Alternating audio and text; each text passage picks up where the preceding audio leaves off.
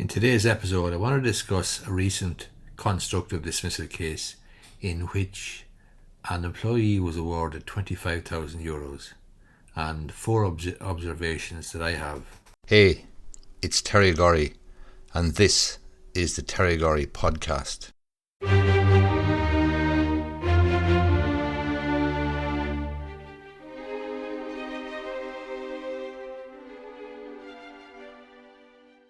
Which I read about, decision published there last week. Today is the 3rd of November 2021. In this constructive dismissal case, I think that there's four very valuable lessons that you can take from it, or at least I have four observations that I want to share with you. Constructive dismissal, just to be clear, is a situation where the employee resigns from the employment on the basis that they can't put up with the conduct of the employer any further, and they are saying that essentially and de facto they're being dismissed. So it's a constructive dismissal case. There's four observations I would make. The first one is, and it's not necessarily to do with this case, but there's a recent piece of research carried out by a solicitor colleague of mine who has looked at 200 WRC cases concerning unfair dismissal over the last period of time. And he looks at and tells us about the success rate. But in the constructive dismissal category, only 14% were successful. 14%. Clearly that's something that you need to take into account if you're thinking of bringing a claim for constructive dismissal. In other words, you're quitting your job and bringing a claim. Second observation I would make, having looked at or reviewed this particular case, it involved a security person and a supermarket. The gentleman in question did win his claim. He won €25,000, but as I say, in general and as a general proposition, and looking at the data, the chances of succeeding with a constructive dismissal claim are small, extremely small. The second thing I would say is in relation to this particular case that I reviewed. It went on over 6 days. It actually went on over 6 days. Now, I know the COVID situation has prevented physical hearings. I know that there has been problems with the virtual hearings and so on, but generally they go fairly well.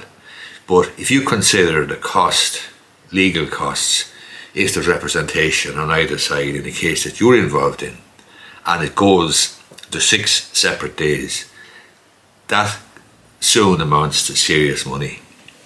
So you need to consider the question of representation. You need to consider the question of getting dragged into a sort of a quicksand or a mire of litigation and adjournments and witnesses being available and not being available and so on. But 6 days this particular case went on, and even if it only went for 2 hours every day, it's still a lot of disturbance to any business. It's a lot of cost, it's a lot of time. The third observation I would make in relation to this particular video and arising from the case is the adjudication officer referred again to the test for constructive dismissal. And essentially there's two tests. There's the contract test and there is the reasonableness test. And it's an either-or test. In other words, if the employee can prove that the contract was breached by the employer and the employer was behaving in a way that essentially repudiated the contract, then the employee will prove their case. That's the contract test. The alternative test is the reasonableness test. This is a test which looks at the behaviour or conduct of the parties and essentially looks at the conduct or behaviour of the employer and seeing was that behaviour so unreasonable that no person could be expected to tolerate it any further, and the employee was therefore entitled to resign and succeed with their claim. That's the third observation I'd make. But what I would reiterate is that it's a not an and test. In other words, it's not a contract and reasonableness test. You don't need to prove both. You need to prove one of them though.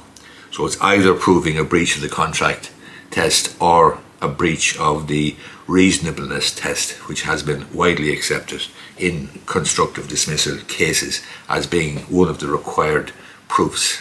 So there are the four things that I would take, or four observations I'd make having read that. One, the difficulty in general of winning a constructive dismissal case. Two, the danger in any case of it being adjourned and going on over a number of days with the consequent cost implications in terms of finances and time. Three, the test is a constructive or is a breach of contract test or reasonableness test.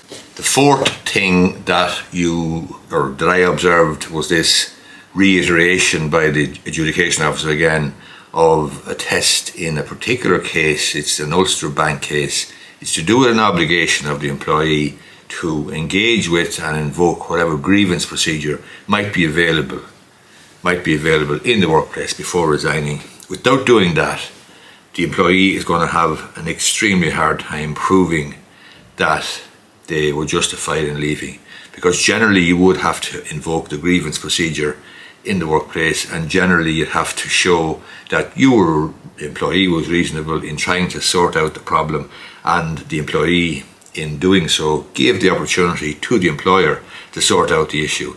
So there are the four observations. One, the test as to reasonableness and or contract, but it's an either or test. Two, the success rate in constructive dismissal cases is small. Three, you need to use the internal grievance procedure. And four, consider the cost of getting involved in a case or hearing that might go on multiple days because of adjournments and unavailability of witnesses and so on. And this particular case that I'm referring to actually had 6 outings, which is stomach churning, quite frankly, if you're paying a solicitor and a barrister perhaps for representation. Thanks for listening, and make sure to subscribe so that you don't miss an episode.